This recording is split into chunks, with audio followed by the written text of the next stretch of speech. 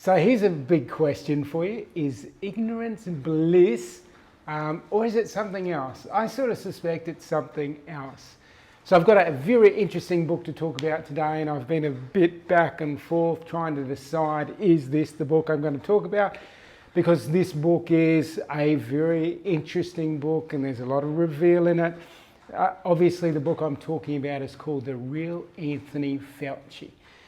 So before we dive in, welcome to Life Masterclass. Thank you very much for joining me for this podcast where we're all about trying to raise our level of everything by using practical tips, tools and strategies. And one of those is knowledge. I'm a big fan of knowledge plus experience equals potential wisdom. Potential wisdom added with consciousness leads to real wisdom where we can make real world choices that are beneficial for us and take us in that upwards direction.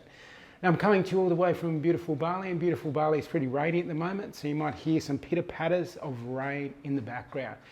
But I thought I'd just go ahead with this and have that as our backdrop. So this was an interesting book. I was trying to decide whether to talk on this book or not talk on this book.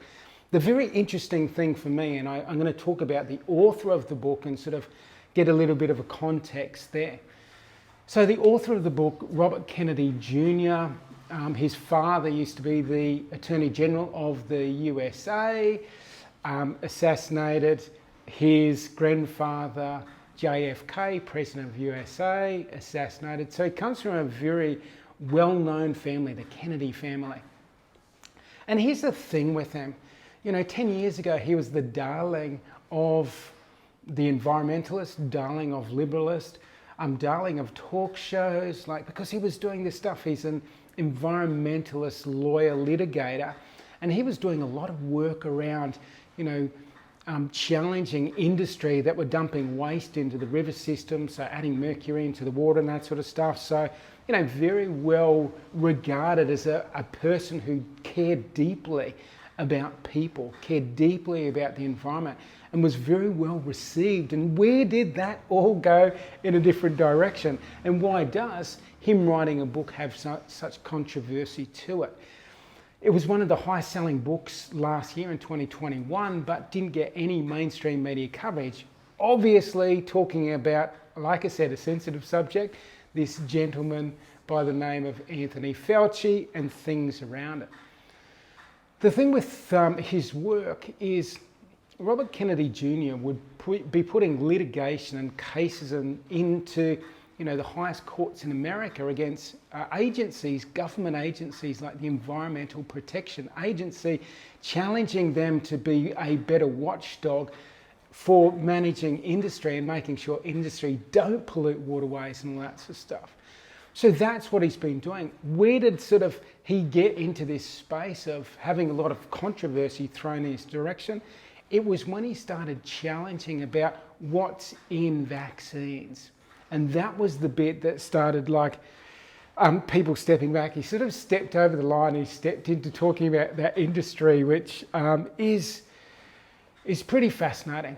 So for me, I'll talk a little bit about the book, but I'm going to give a little bit more context around it. For the last 20 years, I've been reading voraciously, and I'm most interested in physical and mental health. I'm interested in the origins of disease. I'm interested in the origins of different scientific fields, whether even it's the field of virology. I'm interested to understand with natural healing and this allopathic medicine, what's the relationship? How have they evolved? I'm interested to understand different natural healing methods.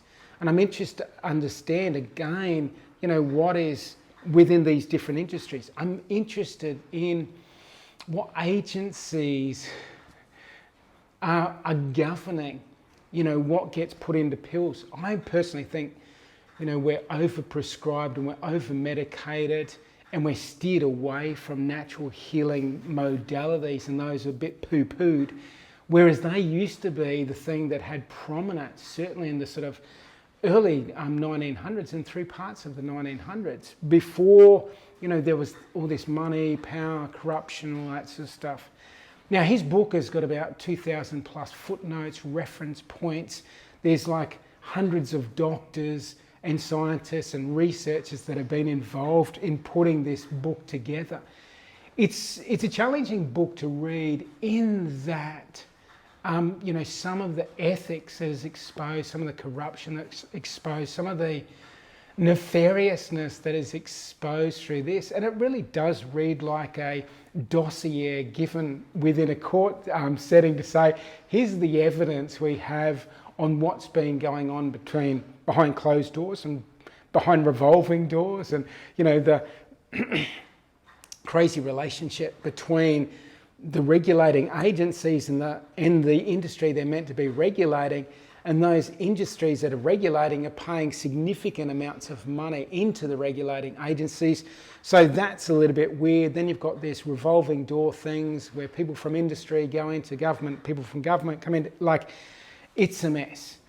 One of the things I found most fascinating about this, because Tony Fauci has been around for a number of decades, is going back, and I became sexually active in the late 80s and that sort of stuff, and that was around the time of this AIDS, HIV thing. So I've been interested over the last bunch of decades to understand a little bit more about this, particularly when you get into, a deeper understanding of it, and you have, intelligent scientists and medical professionals asking questions like, explain to me why someone can get diagnosed or get tested positive in HIV but have no AIDS symptoms at all. And how can someone with AIDS symptoms test negative for HIV? So this relationship, this dogma of HIV equals AIDS is not the whole story. And again, in this book, starts looking at some of the history of that and starts looking at some of the relationship at that point between industry, trying to bring in, pharmaceuticals for treating this thing, frontline doctors not being able to put forward their case of, this is what we've got, off-the-shelf, off-label treatments that we've been using, that we've got results. And again, seeing this politicizing, seeing this crazy setting that didn't allow the doctors who were treating AIDS patients and who were trying different treatment options before any formal thing came out of pharmaceutical, and sort of saying, this is the results we're getting, this is what we're treating here, this is what we're concerned that these people are heavy users. The groups that are showing up with these symptoms are heavy users of these poppers and that sort of thing, which definitely have a direct link to autoimmune issues. So again, there's so much stuff there. So this book does go into a lot of that stuff, a lot of that history over the last few decades. And obviously you've got that little fella called Anthony Fauci with his grubby little fingers in it. Now, I don't know what personal view you have about Anthony Fauci. For me, it was when I listen to this guy, it reminds me of people that have written me off in the past. In business, just used car salesmen, spinning some story, and just my spider senses just goes, I don't think I'm being told the whole story here. I think I'm being conned. And particularly if someone's got this condescending thing about them, that definitely triggers me. I'm like, no, come on, where's the humility here, and that sort of stuff. So again, I strongly encourage people to have a read of this book. I'm a big fan of, I want knowledge. I want to understand what differing points of view are. And I want to read from credible authors. Now, Robert Kennedy Jr. has written 10 books. He's got 2 New York Times bestsellers and that sort of stuff. He's a litigating, lawyer, trial lawyer. So he understands how to gather, collate, put together evidence. So again, the book has got a whole bunch of evidence in it supporting the concepts he's talking about. Again, you can do your own research around it to see whether there's validation in it. For me, and I started off this podcast by saying, is ignorance bliss? I don't believe that to be so. And that's why I'm, encouraging people to read this book, even though maybe people will throw some rocks at me for suggesting that this is a worthy read and a worthy thing for me to review. I'm okay like reading books that have different theories, different concepts. What I want to do is I want to have a broad perspective of differing views, and then I want to discern from that what seems to be the most likely cause of this thing, or the most likely thing that's led to this, the most likely thing that's disrupting what I truly believe is a broken medical system at the moment. I want to understand what's going on there, because I want to figure out, how we can raise our level of vitality. How can we raise our health? How can we reduce, whatever symptomology we're experiencing? How can we be fortified and strong when some virus or some pollution or some toxins or whatever it comes around? So I'm interested to learn all this stuff. So again, to understand what's happening behind the curtain, what's happening in relationship with government, with industry, with regulating bodies, and with people that are outside these super rich, the likes of, what's his name? I'm just reading his name because I forgot it for a while there. People like Bill Gates. So it's called The Real Anthony Fauci, Bill Gates, Big Pharma, and the global war on democracy and public health. So even looking at the public health side of things, looking at that technocracy type of thing, bureaucracy type of thing, and policy makers and who's making policies and what's the influence for those policy makers. So again, I really think it's a book worth checking out. Don't necessarily believe whatever mud is thrown in the direction of Robert Kennedy Jr. as far as his ability to put good evidence together, to have good reference points to it, so you can check those. Yep, that seems right.